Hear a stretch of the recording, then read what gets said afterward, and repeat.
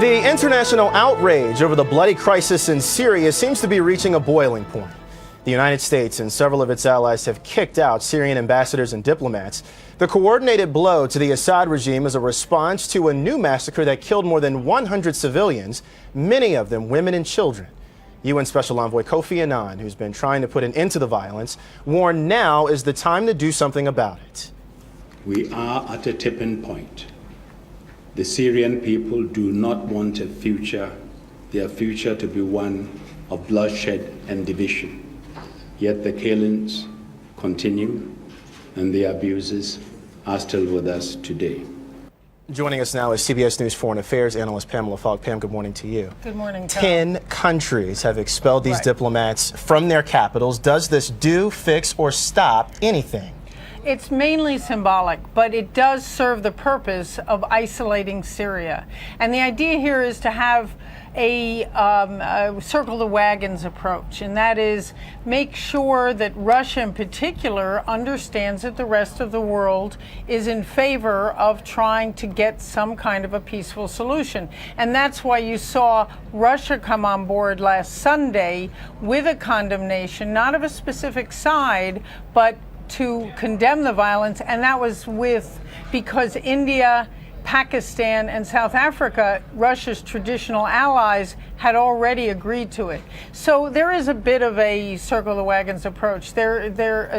Most of the traditional allies of Russia have seen that the violence is just so brutal. The White House still does not want to take military action, saying that that would lead to more carnage. So if force is not an option and diplomacy doesn't seem to be working, what can stop the violence? Well, there are several options that open to the UN, and that's what this morning's meeting will be about. There'll be another briefing by a deputy of Kofi Annan and the UN peacekeeping head.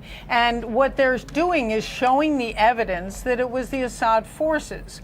There was only 20 of the 108 people killed were killed by tanks and mortar fire. The others were summarily executed.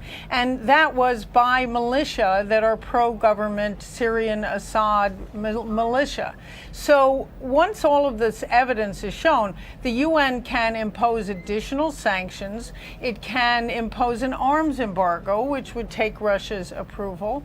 It can establish a humanitarian corridor, which is not what the Annan plan has yet.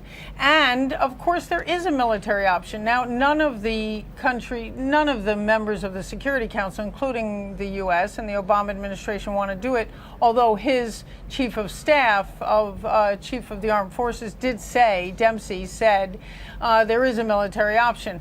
But right now, referral to the ICC is another one, as the International Criminal Court, as the international community did with Gaddafi. Speaking of diplomacy, UN Special Envoy Kofi Annan did meet with Assad. What did the two leaders talk about?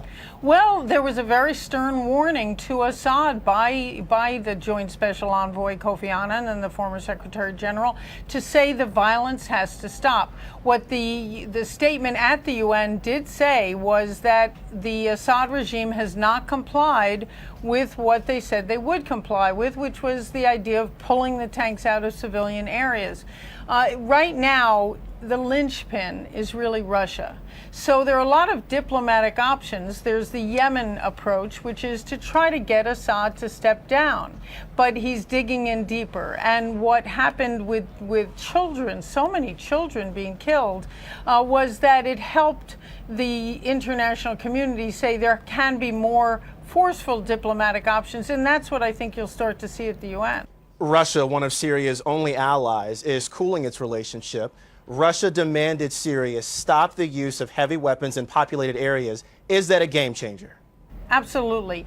And what could further that is the Obama administration directly speaking to Putin and making sure that the Russians understand what the consequences are. Russia's on the wrong side of history. And quickly, it's Russia and China, the only two countries standing in the way of that UN Security Council resolution. Will that change?